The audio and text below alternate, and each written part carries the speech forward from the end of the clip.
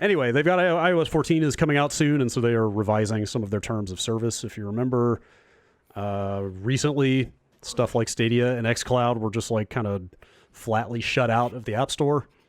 Like just based on their terms, there was no way to actually put those apps out on that platform.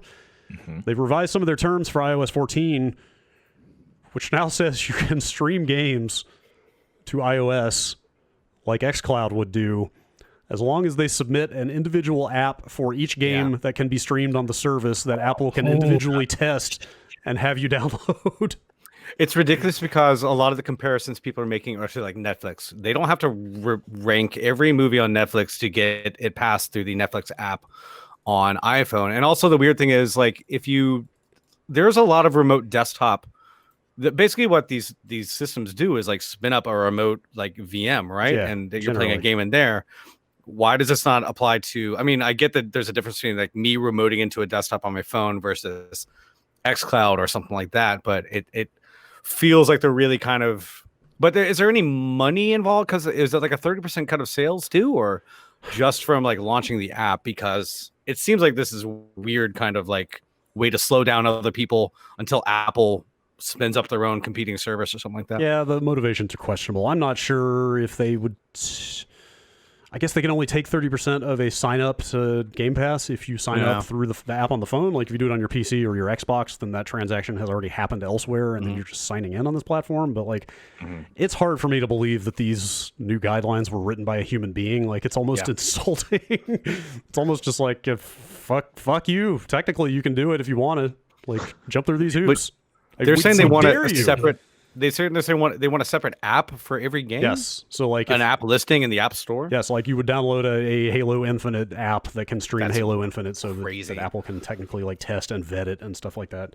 Well, at least with Stadia, there wouldn't be that many apps they'd have to make, right? I guess not. Yeah, I mean, true. For like Stadia and xCloud stuff, I mean, for Game Pass has a rotating kind of thing. They're adding stuff every week, and they take stuff out. It's not feasible with their business model and the way that they distribute games. Like it's ridiculous. Unless every app is the same and just has like the same kind of back end where you don't program in the game in the app. But I don't know. It's very. I haven't read the story, but it sounds pretty insane. Yeah. I mean, Microsoft already came out and was like, nah. I mean, you go back to the Microsoft. Microsoft said, you go back to this remains a bad experience for customers. Gamers want to jump directly into a game from their curated catalog within one app, just like they do with movies or songs, and not be forced to download over 100 apps. I love how they get a little marketing in there. Look, we got over 100 games on this service. You should have to get like at least 10 apps. Right. No, that's insane. 100 apps. Yes. So it sounds like they are not going to play ball on this nonsense, which they shouldn't, but that still sucks. I mean, like, optimistically, you hope this means that Apple's at least feeling some pressure on it. I don't know. I don't.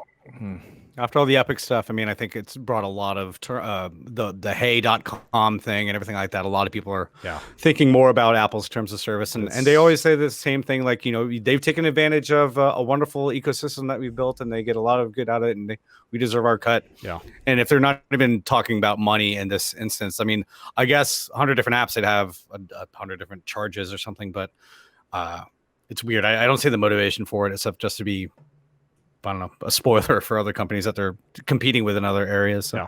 Yes. I don't necessarily expect this to get much better anytime soon, but it's a real bummer. You know, I love Apple, so you're a big fan. I really defend them for most things, but this is maybe you and Tim hang out on the weekends. Funny story. Yeah. When do we get to the part where these companies just start hiring like mercenary forces to like fight it out for real? Like, let's just every let's just close, every apocalyptic sci-fi book. I mean, Cyberpunk is dropping later this year. Let's just close the loop on the Cyberpunk future and just start having PMC wings of Apple and Microsoft and